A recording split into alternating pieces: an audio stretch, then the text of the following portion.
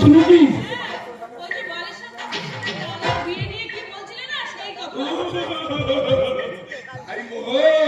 আমি ভাবছিলাম তবে আমি একটা অন্য কথা ভেবেছি। বলছিলাম অন্তরাদের সাথে দাদার বিয়ে হলে সেই সঙ্গে বিনা পয়সা দেখেছো দেখেছো অরুণা, সমাজ সঞ্চারী মায়ের কত বুদ্ধি। আর তুমি সেই থেকে এই কথাটা নিয়ে কেন করে যাচ্ছ? বল মাতি বল। দাদার সঙ্গে বিয়ে, তুমি যে অন্তরাদের বিয়ে দেবে এ কথা যেন বাইরের লোক জানাজানি না হয়। আরে বাইরের লোক যদি জানাজানি হয় তাহলে বলবে এই পিনাকি চৌধুরী এত পাষণ্ড, এত অর্থ বিচাস যে নিজের ছেলের সঙ্গে একটা বোবা মেয়ের সম্পত্তির লোভে বিয়ে দিয়েছে।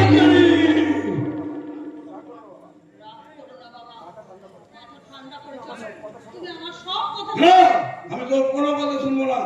বাবা বাবা আমি তো তোমার কথা মতো নিয়াত্রী বাবুকে বিয়ে করতে রাজি হয়েছে বাবা, তাহলে তুমি কেন আমাকে আমার কোনো কথা শুনবে না? তুমি আমার বিয়ের আগে আমাকে এইভাবে পর করে দেবে বাবা। আরে কাঁদিস না মা, তুই চুপ কর।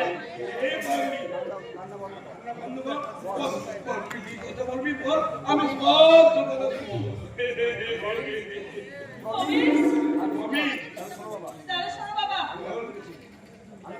আমি জানতে পেরেছি আবির তার লোকজন নিয়ে অন্তরাদিকে এখান থেকে নিয়ে যাওয়ার জন্য হামলা করতে আসছে।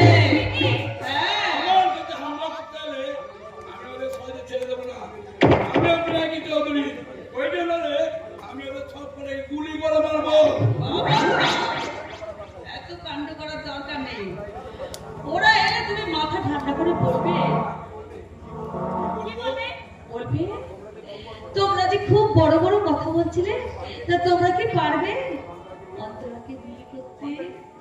হ্যাঁ ওদের বলবে, ওই কথাতে দেখবে এখানে সবাই বাড়ি ছেড়ে চলে গেছে আর অন্তরাদি কাঁদতে কাঁদতে তোমার পায়ের কাছে এসে পড়বে। তোর মাথায় এত বুদ্ধি কেন হবে না মা? আমি যে তোমাদেরই মেয়ে।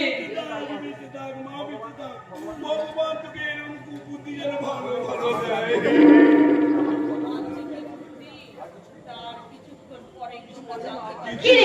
কিছু বলবি নাকি?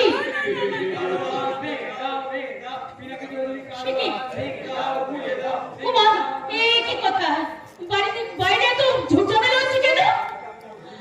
আমি লোকজন নিয়ে আমার ভাই ঝামেলা করতে চাইছে। সে কি বাবা, একজন লোক আমাদের বাড়ি জড়ো হয়েছে। আমি বললাম আর ফোন করা ভালোই বোঝা নিছে আমি। ঠিক আছে তুই এক কাজ কর। আমি কি থানায় ফোন করবো? না না খারাপ বলবার কোনো দরকার নেই। তুই ওই পালের যে ছদ্মা লোকই আমার বাড়ির ভেতরে নিয়ে আয়। ভেতরে আসতে বলবো? হ্যাঁ কি বলছো তুমি? এই বাবা যা বলছে তাই কর। ঠিক আছে যাচ্ছি। দেখো তুমি যেন আমার মাথা গরম করে ফেলো না। হ্যাঁ বাবা, মাথা গরম করলে না রে মা, তোরা অত চিন্তা করি না। ওরা আসুক, আমি ওদের সঙ্গে কি সুন্দর ব্যবহার করে সব মিটিয়ে দিই। এই যে মিস্টার চৌধুরী, আপনারা সকলেই আছেন দেখছি। এসো বাবা আবি। আয় মন্দিরা আয়। অন্তরা আয় ভাই এদিকে আয়। আহারে এত কিছু এ, জানার পরে আবি কেন বসাচ্ছি আগে? এদিকে আয়। বসতে আমরা আসিনি মিস্টার চৌধুরী। প্রথমে বলে রাখি, বাড়ির বাইরে অপেক্ষা করছে আপনার জন্য অনেক লোক।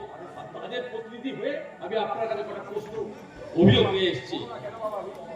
কেন বাবা, তোমার কাকা কাকি কোনো অন্যায় করেছে নাকি? কি অন্যায় করেছে সেটা আপনারা সকলেই জানেন, কিন্তু কেন করেছেন তার কৈফিয়ত তো আমাকে দিতে হবে। আমি যাবো। এই, মুখ সামনে কথা বলবে, ওই লাল চোখ আমাকে দেখাবে না।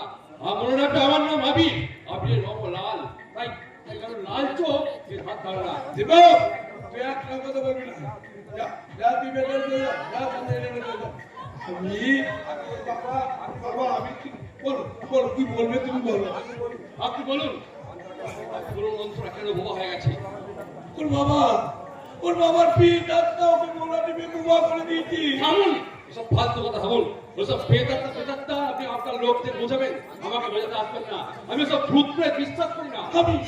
আমিও বিশ্বাস করতাম না বাবা, আমি নিজের চোখে দেখেছি। আপনি নিজের চোখে দেখেছেন? হ্যাঁ বাবা, আমি নিজের চোখে দেখেছি।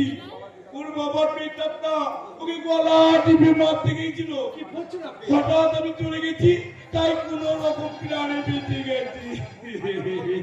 হাজারো ও তো আমার মেয়ের মতো, ও ছোট থেকে ওকে বড় করে কোলে পিঠে মানুষ করেছি। মেয়ের মতো মানুষ করেছেন বলে না বাবা বেল্লা, তুমি এত ছোট আমাকে বিবো না।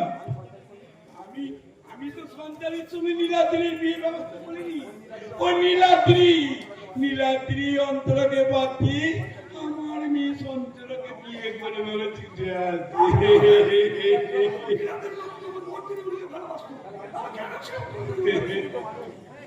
কোন সুস্থ মানুষ ওই একটা বোবা মেয়েকে বিয়ে করতে চায়? মিস্টার চৌধুরী, কি ছেলে কি মেয়ে, প্রত্যেকের জীবনে একটা স্বপ্ন আছে। কেউ কি চায় তার সেই স্বপ্নটাকে নষ্ট করতে? আপনি কি জানেন যে ভালোবাসা আছে, হ্যাঁ। ভালোবাসা নিয়ে কি পেলাম কি দিলাম এসবের কোনো হিসাব দেখে না। তুমি তো বাবা অনেক বড় বড় কথা বলেছি, ভালোবাসার অনেক ব্যাখ্যাও দিয়েছো, কিন্তু তুমি কি পারবে ওই বোবা মেয়েটাকে বিয়ে করে তোমার জীবন সঙ্গিনী করে তোমার বাড়িতে নিয়ে যেতে? পারবে না। তোমাদের মতো ছেলেরা আমার ভালো করে চেনা আছে। তোমরা সস্তা রাজনীতি করে এই জনগণকে খেপিয়ে তুলতে পারো, কোনো কাজে কাজ তোমরা করতে পারো না। শুনুন শুনুন মিস্টার চৌধুরী, আমি সস্তা রাজনীতি করতে আসিনি। আমি মুখে যা বলি আমি কাজেও তাই করি। আমি আমি যেদিন এই বাড়িতে প্রথম এসেছিলাম সেই দিন অন্তরাকে দেখে আমি ভালোবেসে ফেলেছিলাম, কিন্তু যখন শুনলাম যে অন্তরা যাকে ভালোবাসে তার নাম নীলাদ্রি ব্যানার্জি, তখন লজ্জায় বোবা হয়ে আমি অনেক শুনে গেছিলাম। আর আজ যখন দেখলাম আমার ভালোবাসাটা সত্যি বোবা হয়ে গেছে, তখন অভিমান না করে আমি আমি পাশে এসে দাঁড়িয়েছি। আমি আর শুধু তাই নয়, আমি আমি ওকে বিয়ে করে আমার স্ত্রীর মর্যাদা দেবো। কি বললে? তোমাদের আপনাদের সকলের সামনে সকলের উপস্থিতিতে আমি আমার নিজের রক্ত দিয়ে আমি ওর স্ত্রীর নামে দিয়ে